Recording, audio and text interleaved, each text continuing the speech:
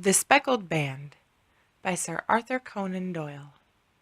In this final scene, we find our protagonist, Dr. Sherlock Holmes, awaiting the proof of his theories. From outside came the occasional cry of a night bird, and once at our very window a long-drawn cat-like whine, which told us that the cheetah was indeed at liberty. Far away we could hear the deep tones of the parish clock, which boomed out every quarter of an hour. How long they seemed, those quarters! 12 struck, and 1, and 2, and 3, and still we sat waiting silently for whatever might befall. Suddenly there was a momentary gleam of light up in the direction of the ventilator, which vanished immediately, but was succeeded by a strong smell of burning oil and heated metal. Someone in the next room had lit a dark lantern. I heard a gentle sound of movement, and then all was silent once more, though the smell grew stronger. For half an hour I sat with straining ears. Then suddenly another sound became audible, a very gentle, soothing sound, like that of a small jet of steam escaping continually from a kettle. The instant that we heard it, Holmes sprang from the bed, struck a match, and lashed furiously with his cane at the bell-pull. "You see it, Watson?" he yelled. "You see it?" But I saw nothing.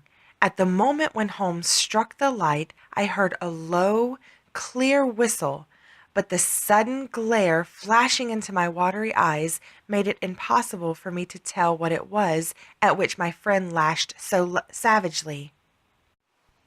I could, however, see that his face was deadly pale and filled with horror and loathing.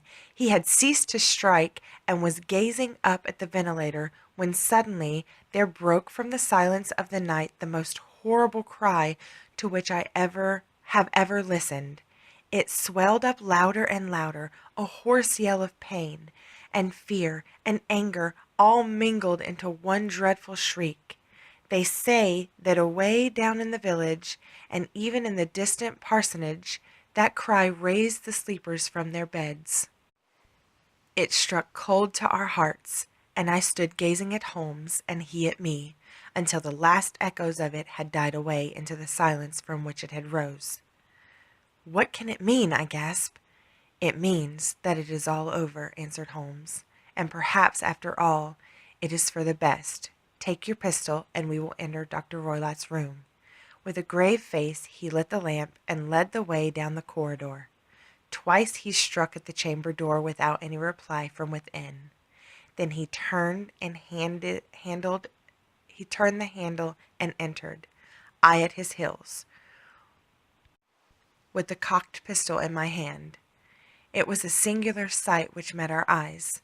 On the table stood a dark lantern, with the shutter half open, throwing a brilliant beam of light upon the iron safe, the door of which was ajar. Beside this table, on the wooden chair, sat Dr. Grimsby Roylott, clad in a long grey dressing gown, his bare ankles protruding beneath, and his feet thrust into heelless Turkish slippers. Across his lap lay the short stock with the long lash which we had noticed during the day. His chin was cocked upward, and his eyes were fixed in a dreadful rigid stare at the corner of the ceiling. Round his brow he had a peculiar yellow band with brownish speckles, which seemed to be bound tightly around his head. As we entered, he made neither sound nor motion. "The band, the speckled band," whispered Holmes.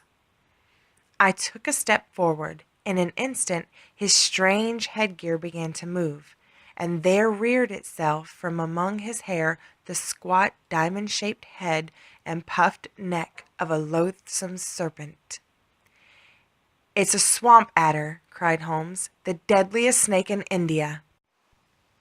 He has died within 10 seconds of being bitten. Violence does, in truth, recoil upon the violent, and the schemer falls into the pit which he digs for another. Let us thrust this creature back into its den, and we can then remove Miss Stoner to some place of shelter, and let the county police know what has happened."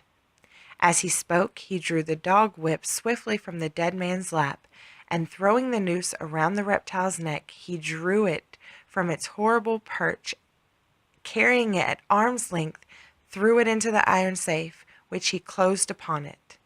Such are the true facts of the death of Dr. Grimsby Roylott of Stoke Moran.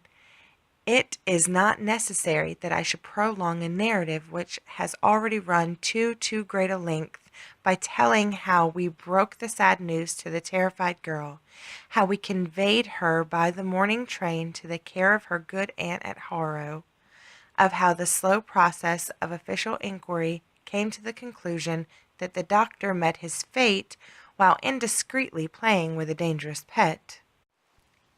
The little which I had yet to learn of the case was told to me by Sherlock Holmes as we travelled back the next day. I had, said he, come to an entirely erroneous conclusion, which shows, my dear Watson, how dangerous it always is to reason from insufficient data. The presence of the gypsies and the use of the word band, which was used by the poor girl, no doubt to explain the appearance which she had caught a hurried glimpse of by the light of her match, were sufficient to put me on an entirely wrong scent. I can only claim the merit that I instantly reconsidered my position when, however, it became clear to me that whatever danger threatened an occupant of the room could not either come from the window or the door. My attention was speedily drawn, as I have already remarked to you, to this ventilator and to the bell-pull rope which hung down to the bed.